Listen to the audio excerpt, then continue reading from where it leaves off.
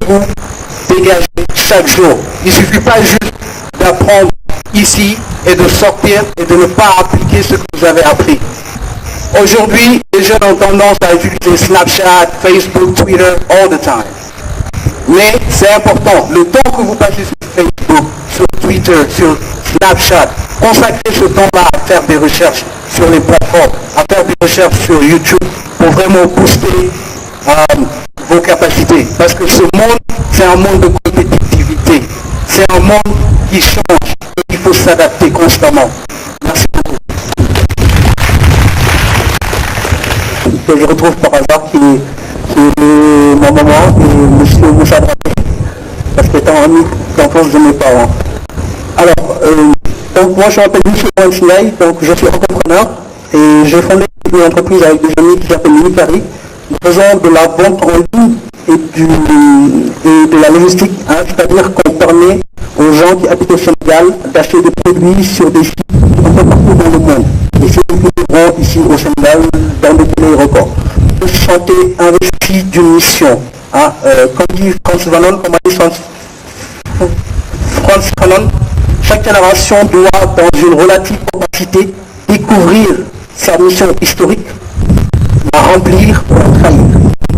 Et moi, en étant jeune africain et voyant toutes les difficultés auxquelles sont confrontés notre continent, je me suis dit, je ne vais pas rester en France et puis travailler là-bas.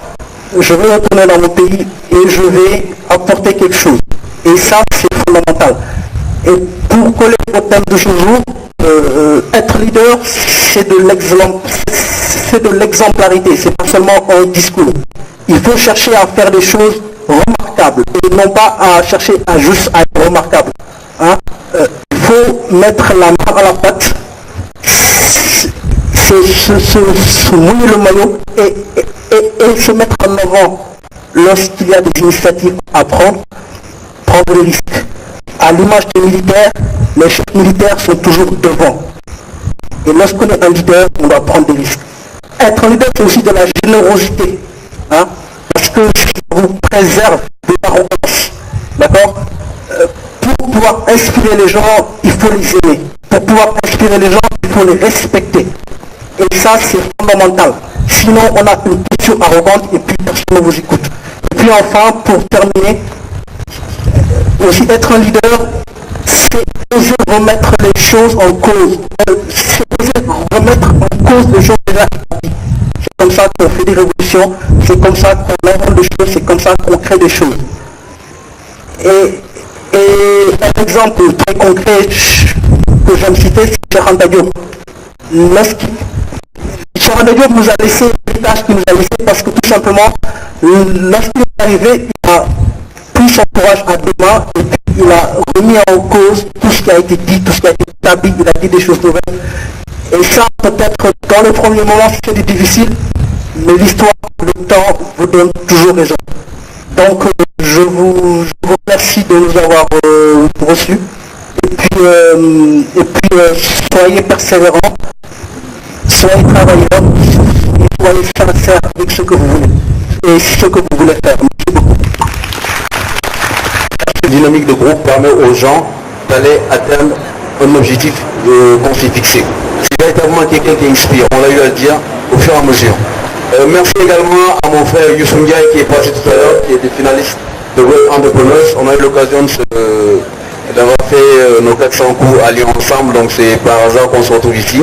Et c'est quelqu'un vraiment de très généreux, comme il dit. Le leader, c'est également quelqu'un de généreux. On va rapidement passer à la lecture de quelques points essentiels du règlement intérieur parce qu'il ne fait pas très chaud. Je ne vais pas dire tous les points, surtout les points ayant trait aux phases de demi-finale. On va directement passer à quelques dispositions générales qui nous concernent aujourd'hui. Donc pour ce qui est de la compétition, oui, je suis un leader.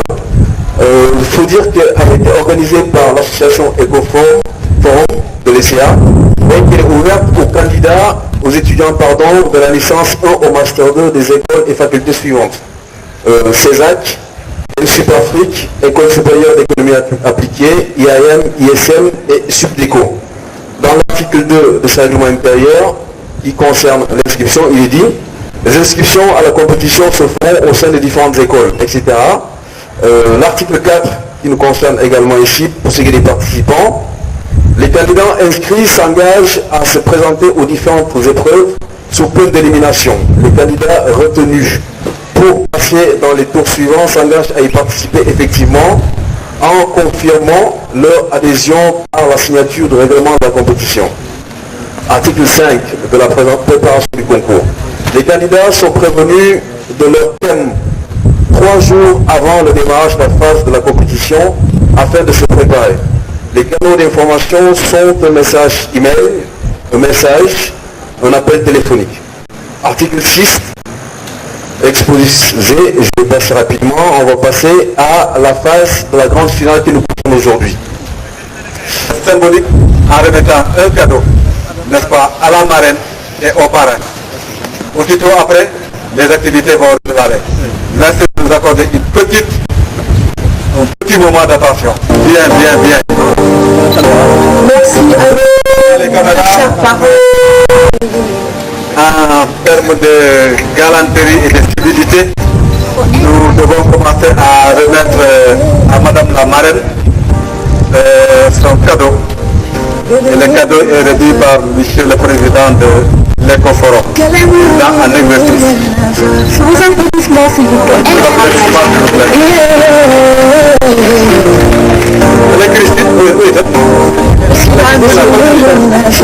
De l'Ecoforum au parc. Vos acclamations. Nous remercions vraiment par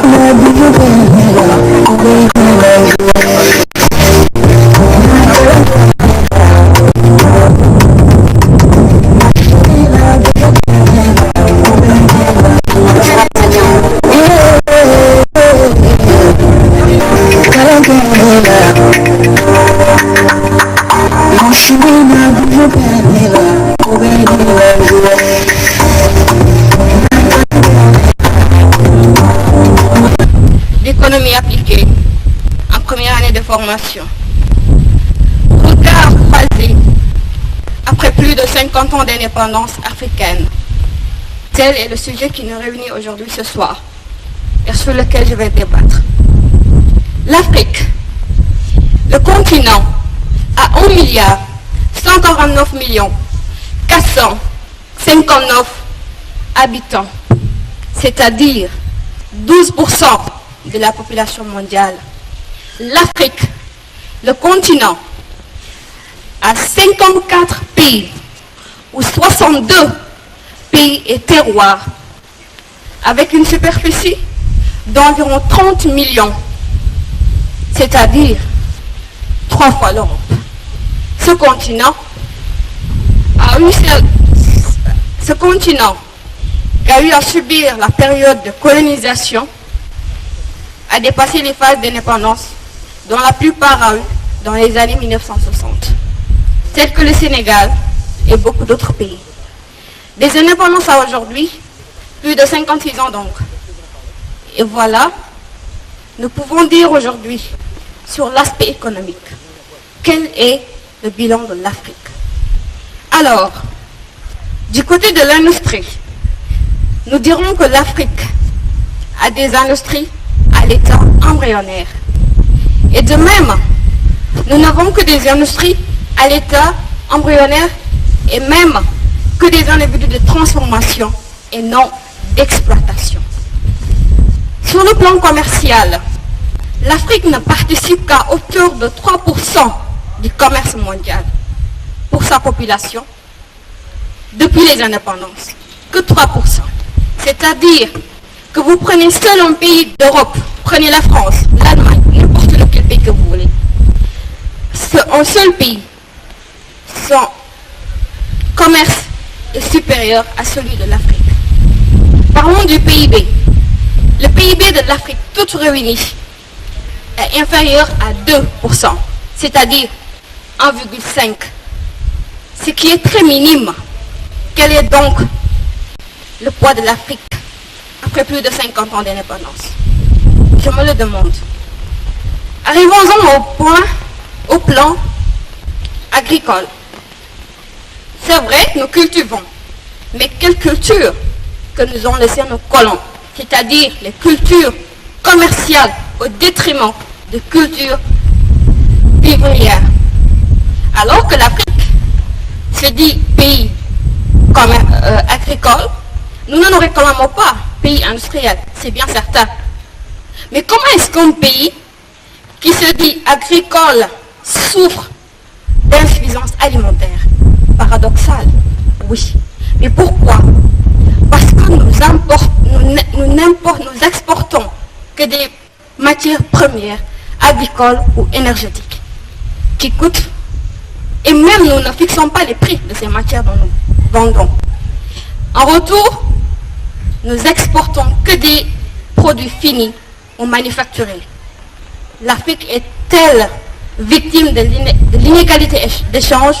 Je saurais le dire. Arrivons-en au plan politique. Nous avons pris notre indépendance, c'est vrai. Politiquement, oui, peut-être. Mais comment?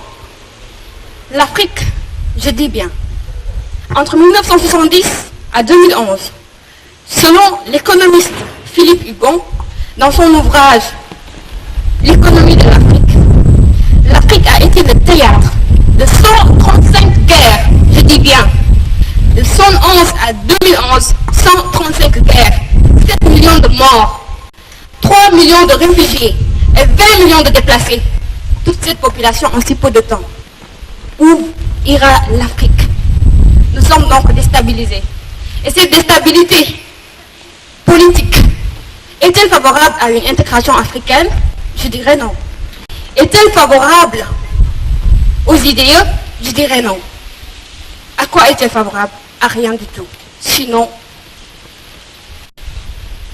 qu'un échec de l'Afrique. Alors, venons-en sur le plan social. Aujourd'hui, l'Afrique est un continent jeune. 52% de la population est jeune. Quand on a une population jeune, quel est le problème? Il faut un emploi pour les jeunes, l'encadrement pour les jeunes. Est-ce que l'Afrique est prête pour ça? Non. Alors, si nous tenons compte de tout cela, des réalités qui existent, de nos pauvretés, il faut le dire, ce qui continue après les regards croisés, c'est la logique coloniale qui existe et qui persiste. Et c'est la réalité. Mais il faut le dire, l'Afrique n'est pas que misère. L'Afrique est un continent de l'avenir. Pourquoi? Parce que nous disposons de 40% des réserves non exploitées dans le monde. Nous disposons de matières premières. Mais aussi il y a la démocratie. Même s'il y a des déstabilités politiques, il y a beaucoup de pays dont la démocratie est forte. Comme le Sénégal, le Cap-Vert. Nous avons des îlots comme l'île Maurice. Mais il faut que l'Afrique se réveille. Comme un vieux de 50 ans, il faut qu'on prenne notre destin en main. Que nous soyons matures, parce qu'à 50 ans, nous devons être en phase de maturité. Depuis les indépendances, au début des indépendances, nous étions au même pied d'égalité que les pays asiatiques. Ou même certains pays africains étaient en dessus de ces pays asiatiques. 56 ans après, quelle est la réalité? Ils nous viennent en aide, ils nous tendent la main, ils sont là, ils nous envahissent. Nous avons de la terre, nous avons de l'eau et de l'énergie, mais il nous faut être mature, accepter ce que nous sommes. Rester africain, travailler, se réveiller, et non arrêter de copier des modèles économiques inadaptés à notre société. Alors s'il vous plaît, vous ici ce soir, moi leader, et oui je suis un leader, je vous pose la question de savoir, accepterons-nous d'être matures à plus de 56 ans d'indépendance ou continuons-nous d'être ou de laisser suivre la logique de la décolonisation dans un contexte de mondialisation devenu aujourd'hui le néocolonialisme? Choisissez. Moi ce que je choisis c'est d'être leader et c'est pour cela que je suis ici ce soir pour dire à mes camarades que c'est peine perdue. Je vous en prie. Mademoiselle Oumina mérite des applaudissements.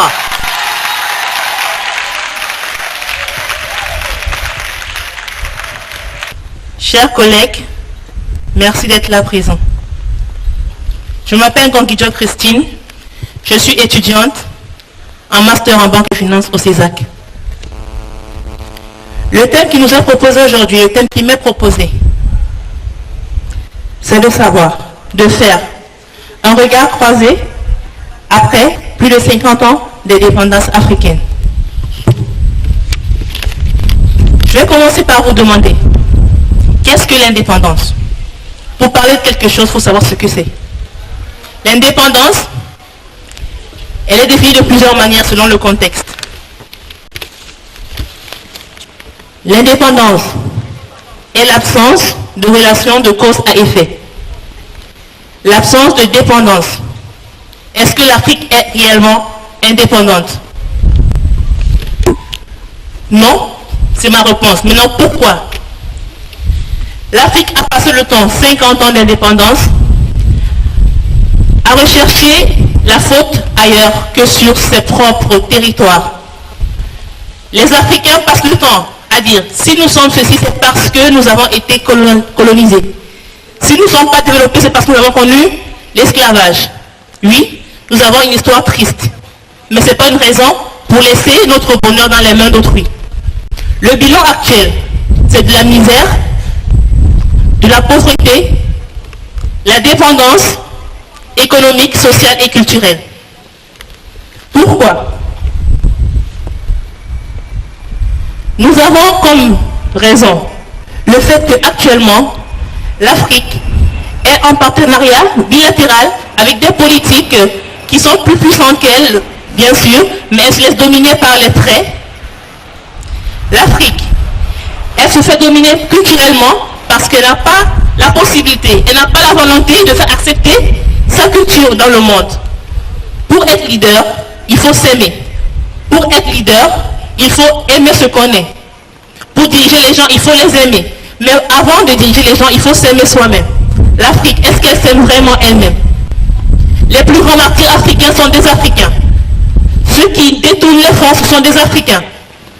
Le plus grand fléau africain actuellement, les raisons de la pauvreté, au-delà de notre endettement surélevé, sont les détournements de fonds, la corruption.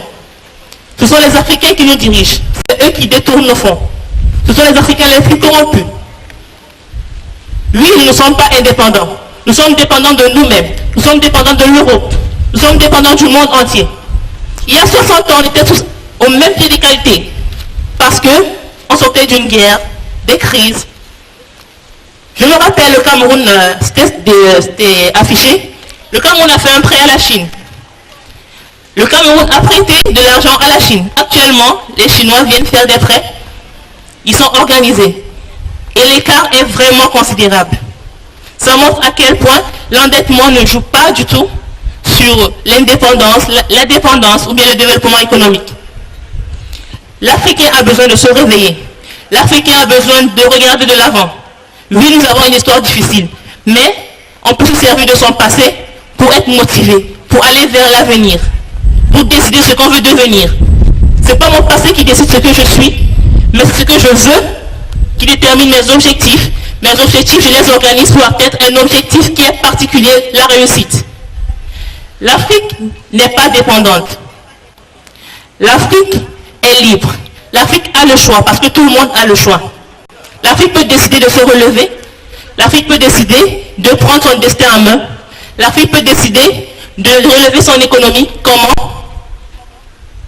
En décidant, à partir de maintenant, que chaque décision va aller à l'encontre de la dépendance. Chaque décision va penser d'abord au bonheur de l'Africain.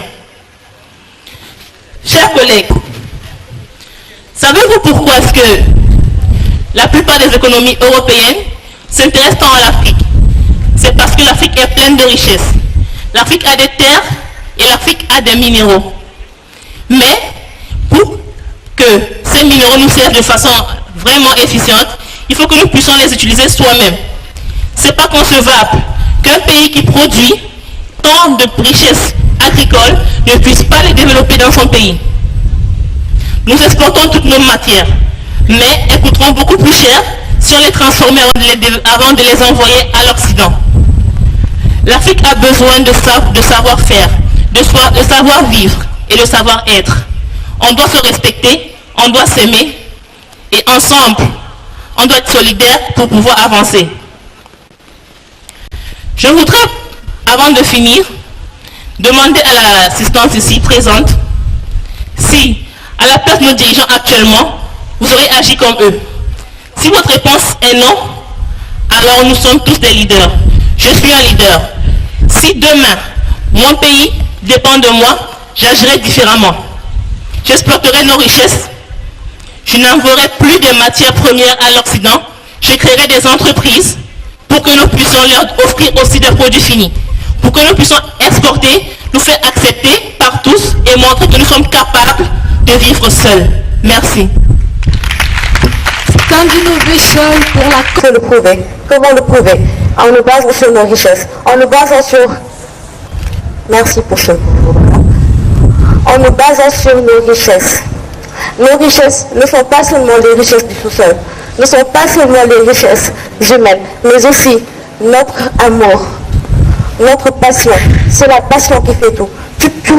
Vous pouvez beau avoir les plus grands diplômes, les plus gros, les plus pesants masters au monde, les plus pesants doctorats, professorats au monde. Vous ne pourrez jamais, j'ai bien dit jamais, le mettre à l'œuvre si vous n'avez pas la passion, si vous ne partez pas avec le cœur.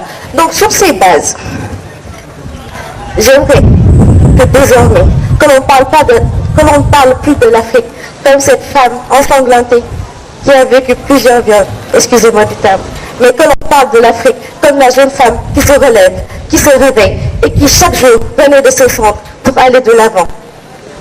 Certes, nous avons des richesses, exploitées par les autres, oui. Qu'attendons-nous pour les exploiter nous-mêmes? Là est la question. La plupart d'entre nous, après le bac, leur premier réflexe est « je vais en Europe, je vais aux États-Unis ». Pourquoi? À notre niveau, nous pouvons nous baser déjà sur les PIB. Comme l'a si bien dit mademoiselle tout à l'heure, il y a un moment où on était au même niveau. Maintenant, ils sont partis. Ils sont plus développés que nous. Mais qu'attendons-nous pour nous donner? Il n'est jamais trop tard. Nous avons comme avantage notre jeunesse. Nous avons comme avantage, comme atout. Nous avons comme atout aussi, mis à part notre jeunesse, nous avons notre culture. Une culture très forte. Avec la même recette que l'on utilisait pendant 50 ans, on a utilisé la même recette, ça n'a pas marché. Il est temps de changer de recette pour tenter un nouveau plat. Et ce nouveau plat s'appelle vous. Ce nouveau plat, c'est vous, vous qui me regardez, vous les jeunes Africains, ici présents. Sans plus, je ne vais pas trop monopoliser la parole, parce que rester ici à parler n'est pas la solution. Nous devons nous lever, tous, autant que nous sommes, et ne pas seulement être des leaders, non, mais des leaders adressés à l'africanité. Merci beaucoup. Honorable membre du jury, bonsoir. Aujourd'hui, porter des regards croisés sur un continent, des regards qui se croisent, qui cèdent et s'entretiennent, se contredisent et se continuent, me semble-t-il, est un supplice de Sisyphe. Car c'est le sentimentalisme d'appartenance à un continent, un optimisme et une attitude rêveuse d'abandon qui s'affrontent et se confrontent, menant à un étrange ballet mêlant schizophrénie intellectuelle et sentimentalisme d'appartenance à un continent. S'il m'est aujourd'hui très difficile de parler de ce continent après 55 ans d'indépendance, c'est parce que j'ai la lourde tâche de conjuguer le verbe voir au présent d'une vision objective, avec le jeu d'un panafricanisme convaincu pour avoir les terminaisons de la vérité véridique. Les pays africains ont encore des problèmes pour avoir une seule moyenne dans leur classe politique. Ensuite, pire encore, les pays africains ne peuvent pas avoir leur certificat de fin d'études en démocratie appliquée. La politique n'est plus l'affaire de polytypes. Au lieu de vivre dans des républiques, nous vivons dans des rues publiques.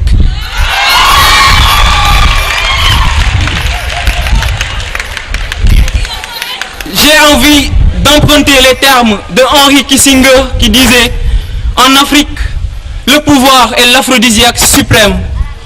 Tout à l'heure, même au moment où le soleil rendait le témoin à la lune dans le circuit incessant du temps, les pays africains continuaient à corroborer, à élucider et à justifier les termes de Henry Kissinger. Car c'est un Idriss Déby Itno qui s'affirme après 24 ans au pouvoir.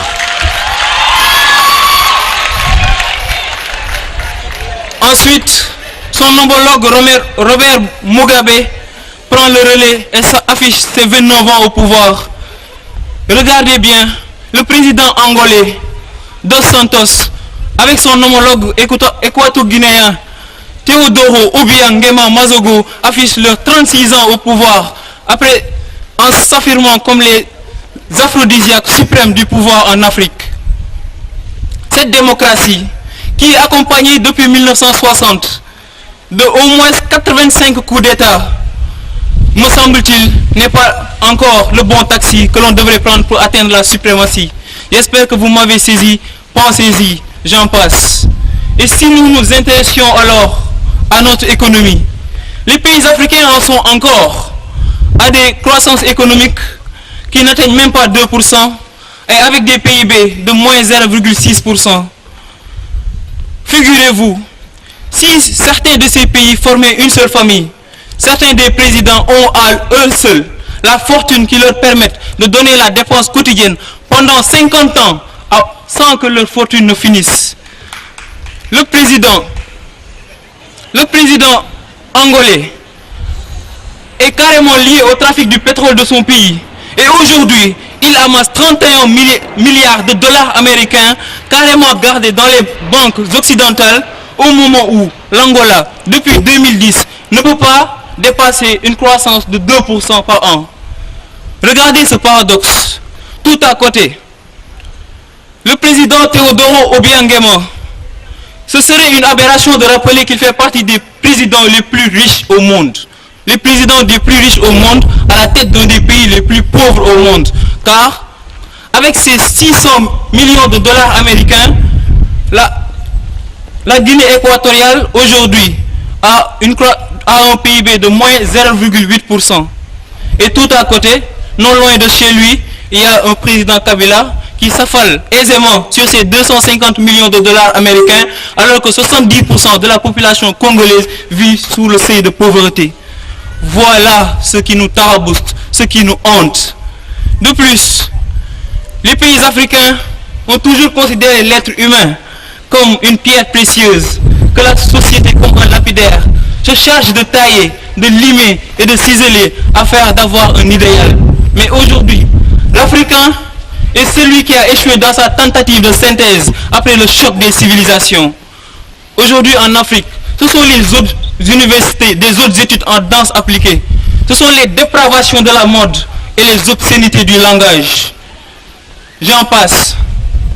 Aujourd'hui, terrorisme, islamisme, extrémisme, fondamentalisme. Le isme est devenu d'une certaine manière la monnaie du diable en Afrique, car il me semble très bien qu'avec le terrorisme, la terreur a fait de l'Afrique sa propre terre.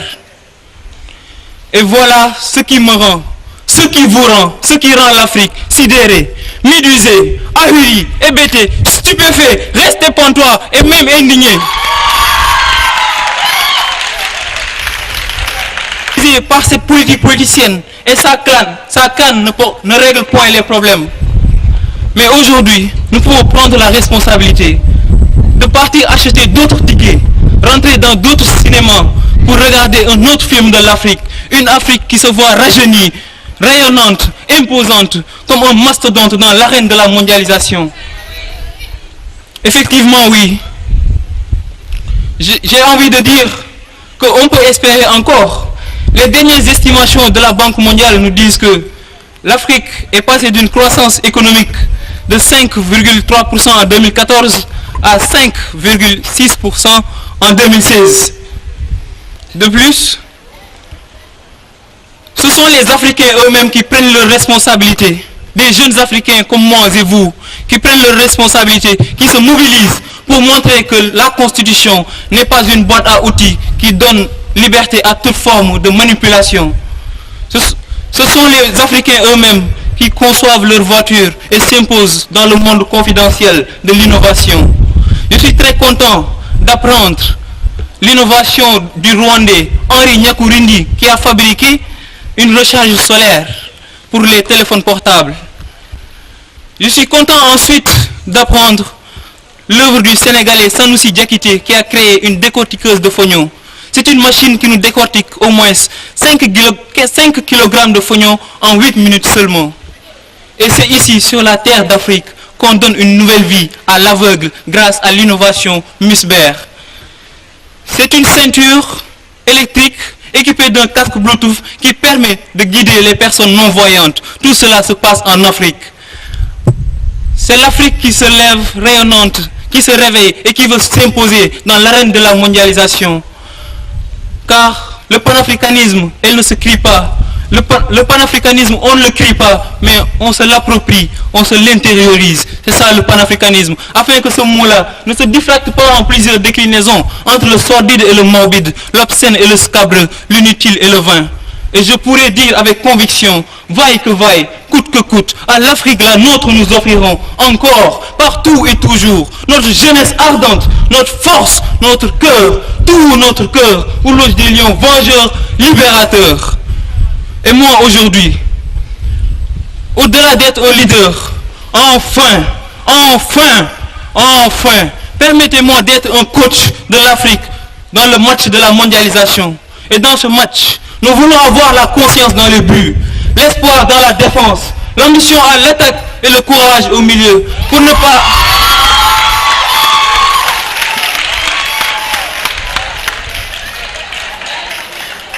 nous faire battre à plate couture, mais remporter avec brio et panache le trophée du développement durable. Dès lors, ce seront les chemins de la grandeur et du succès qui vont se croiser avec une Afrique qui ne sera plus un présent absent, un exilé dans un théâtre vide, mais